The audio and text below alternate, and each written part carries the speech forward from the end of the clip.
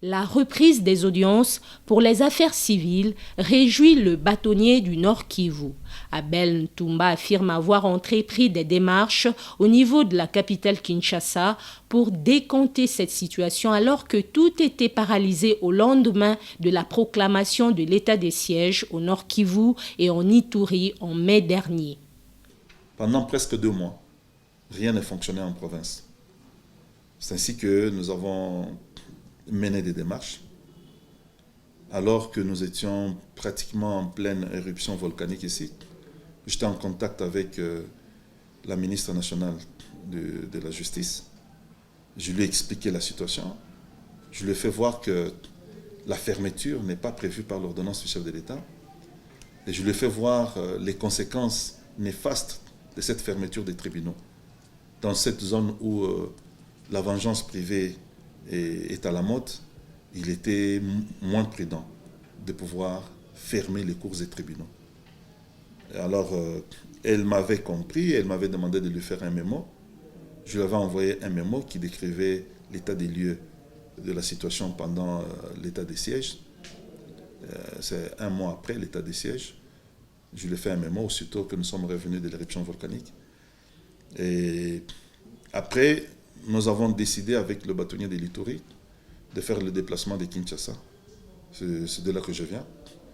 Pour pouvoir obtenir de la haute hiérarchie de la justice la réouverture des cours et tribunaux. Donc l'audience nous a été ouverte chez toutes les autorités que nous avons contactées et instruction avait été donnée que les cours et tribunaux reprennent leurs activités normales parce qu'il n'y avait pas de raison pour qu'on puisse fermer les cours et tribunaux, je veux dire, de droit commun en matière civile, commerciale et en matière sociale, et même en matière de la protection de l'enfance. Et donc, seules les affaires répressives de ces tribunaux de droit commun ont été transférées devant les juridictions militaires. Et nous nous réjouissons, la population se réjouit. Nous remercions le chef de l'État qui a reçu notre mémo là-dessus. Nous remercions l'équipe de la présidence, les conseillers juridiques et autres qui nous ont reçus à cet effet. Nous remercions Madame la ministre de la Justice et toutes les autres autorités judiciaires qui nous ont reçus dans le cadre de ce plaidoyer pour la réouverture des cours et tribunaux. En ce qui concerne l'administration de la justice en général dans le Nord Kivu, le bâtonnier Abel Ntumba se veut critique tout en reconnaissant qu'il y a des magistrats qui font leur travail en toute impartialité. Il faut faire la refondation de la justice, comme on est appelé à faire la refondation de l'État congolais sur plusieurs secteurs. L'état actuel de la justice s'apparente à un état de non-justice. Pourquoi? Parce que nous constatons que, au lieu que la justice soit rendue, cette justice laisse place à de l'injustice. Il faut, pour cela, qu'il y ait plusieurs paramètres à prendre en compte.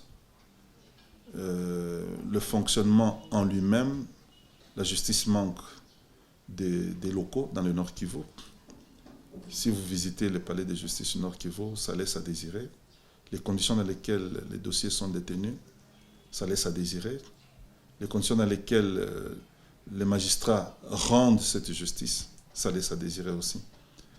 Et la condition sociale elle-même du magistrat fait en sorte qu'ils ne sont pas en mesure de nous rendre une bonne justice. Parce que, comme on le sait, les magistrats vivent au-delà de ce que l'État leur offre comme salaire. Ce salaire qui est dérisoire ne permet pas aux magistrats de pouvoir couvrir ses besoins vitaux. Et pour cette raison, ils se rabattent aussi sur les justiciables. Je suis très convaincu qu'il y a beaucoup de très bons magistrats, mais qui se trouvent peut-être influencés par d'autres. Je dirais, comme le disait le professeur Ngoma Ngambu, de l'anthropologie, sociologie, qui disait « une fois dans le Kula, toujours dans le Kula ». Un magistrat de bonne éducation, un homme bien stylé, intelligent, il entre dans un système qu'il trouve lui-même déjà corrompu, pourri, à l'avance. il se trouve emballé dans ce système malgré lui. Même au niveau des avocats, le bâtonnier Abel Ntumba reconnaît que tout n'est pas rose. Nous estimons que les avocats doivent être aussi ramenés sur le bon chemin. Autant il y a des brebis galeuses chez les magistrats, il y a aussi des brebis galeuses chez les avocats. Nous ne pouvons pas, dans cette affaire, jeter ce voile pudique seulement sur les magistrats et ignorer qu'il y a des avocats qui portent le même voile et qui sont en train de contribuer à l'injustice. Le bâtonnier Abel Ntumba insiste sur les critères de compétence dans le recrutement des magistrats. Il faut arriver à moraliser, à mieux payer les magistrats et à utiliser la sanction sérieusement. Donc, si les trois aspects sont réunis, je pense qu'on peut avoir un espoir. Les jeunes gens font des tests, même s'ils ont échoué, mais parce que tel, il est oncle, il est neveu à tel haut magistrat, à tel homme politique, son nom se retrouve parmi les magistrats recrutés. Je propose qu'un test fait au niveau des enfants intelligents qui peuvent un jour défendre correctement les intérêts des uns et des autres en justice. C'est-à-dire qu'on fait un test à la capacité des gens qui peuvent rendre service à l'État congolais. Et qu'il n'y ait pas d'interférence dans ce test-là. J'aurais bien voulu même que l'on procède par, lors des défenses des mémoires, qu'on forme des équipes qui vont détecter les éléments qui peuvent faire partie de la magistrature prochainement. On peut le voir. Il y a des enfants issus des familles pauvres, mais qui n'ont pas de parapluies. Ils n'arrivent pas. Qui sont brillants. Qui sont brillants, qui n'arrivent pas à accéder à la profession de la magistrature. Et ceux qui ne sont pas brillants, qui sont incapables de faire quoi que ce soit en droit, mais ils se retrouvent magistrats. Le bâtonnier du Nord Kivu salue par ailleurs la campagne de lutte contre le harcèlement sexuel menée par l'association des communicateurs à travers Justicia TV. Il appelle les psychologues à l'implication pour une meilleure prise en charge des victimes. C'est une initiative louable et nous vous encourageons parce que je pense que dans la société, l'initiative vient toujours d'une personne. Et si personne n'ose prendre l'initiative, les autres vont devoir se taire. Moi, j'encourage cette initiative. Je vous demande de pouvoir continuer dans cet élan. C'est une bonne chose pour notre société. Il y a de jeunes filles qui ont connu, pendant les moments de guerre, des violences sexuelles de la part d'un groupe d'individus. Et ce n'est pas toujours aisé, ce n'est pas toujours facile pour une telle victime de pouvoir s'exprimer en public et dire à tout le monde que voilà, moi j'ai été victime de ça et de ça. Elle préfère se retrancher dans sa honte et puis essayer de protéger un peu le minimum d'honneur qu'elle peut avoir au lieu de pouvoir dénoncer. Je crois que c'est un travail que doivent faire les psychologues. Les psychologues, j'ai toujours plaint le fait qu'il y a beaucoup de psychologues qui sont formés au pays, à Kinshasa, à Kisangani, mais sur terrain, on ne voit pas des cabinets de psychologues comme ça n'est le cas en Europe.